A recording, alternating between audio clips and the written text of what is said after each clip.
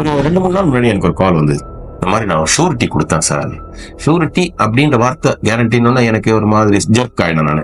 அது பிரச்சனையாக விஷயமாச்சே அப்படின்னு. சரி எவ்வளவுக்கு சார் கொடுத்தீங்க? 35 லட்சம்.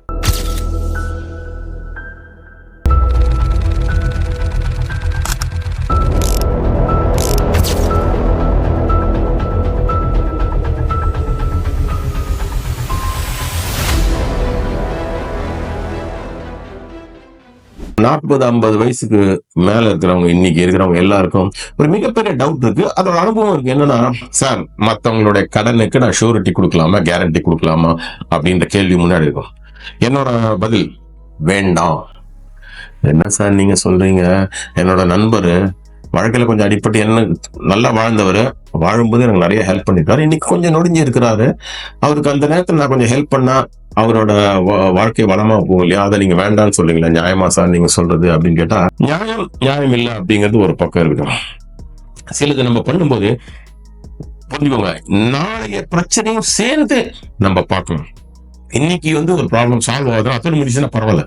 இல்ல இது நிழல் மாதிரி வாழ்க்கை ஃபுல்லா கீழே கூட வருமா அப்படின்ற கேள்வி நம்ம முன்னாடி. அது அவரு நீங்க நினைக்கலாம், இல்ல சார் ரொம்ப நல்லவர் சார், ஏமாத்தவே மாட்டார். நாளைக்கு ஏமாறக்கூட ஒரு சூழல் இருந்தா தற்கொலை கூட பண்ணிப்பாரு தவிர ஏமாத்தவே மாட்டார் சார். வாக்கு சுத்தம், செயல் சுத்தம், எண்ணம் சுத்தம், எல்லாமே சுத்தம்.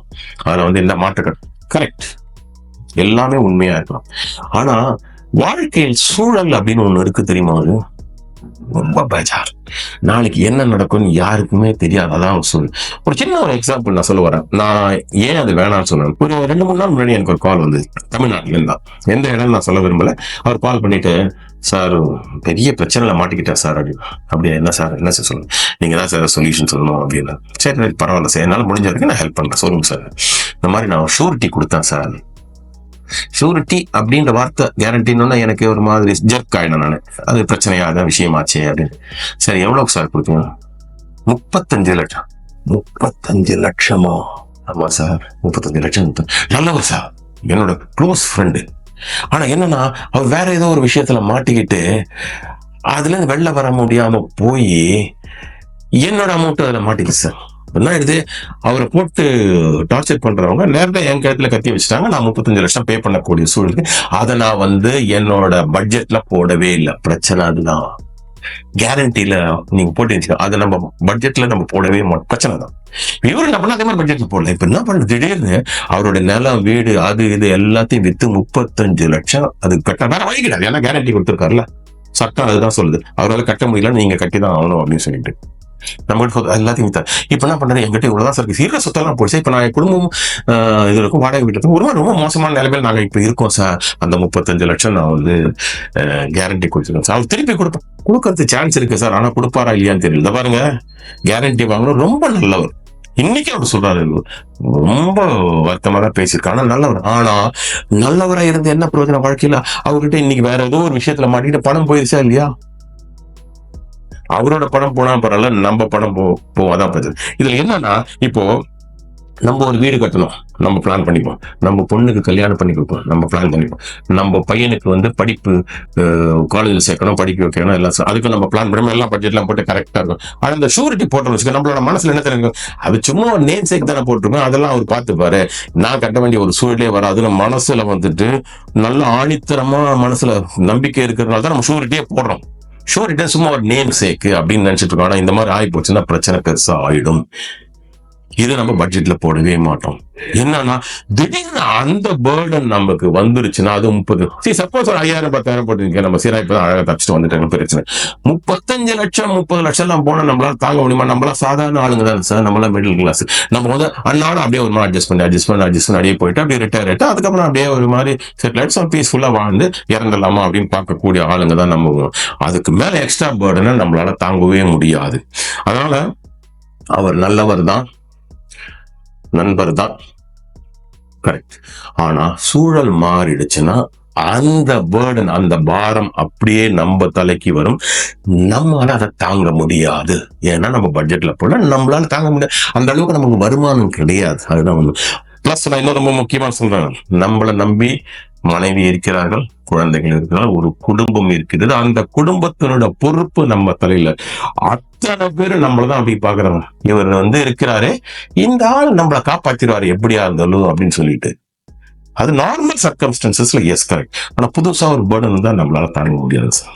அதனால என்னை பொறுத்த வரைக்கும் நான் சொல்ல வரேன், தயவு கூர்ந்து எஸ் நீங்க சோர்ட்டி போடணும்னா அவரோட ஒரு சின்ன ஒரு மனஸ்தாபம் வரலாம், அவர் கூட பிரச்சனை கூட வரலாம், நான் இல்லை என்று சொல்லவில்லை. ஆனால் அது அன்னியோட முடிஞ்சிடும் இல்ல சில நாள்.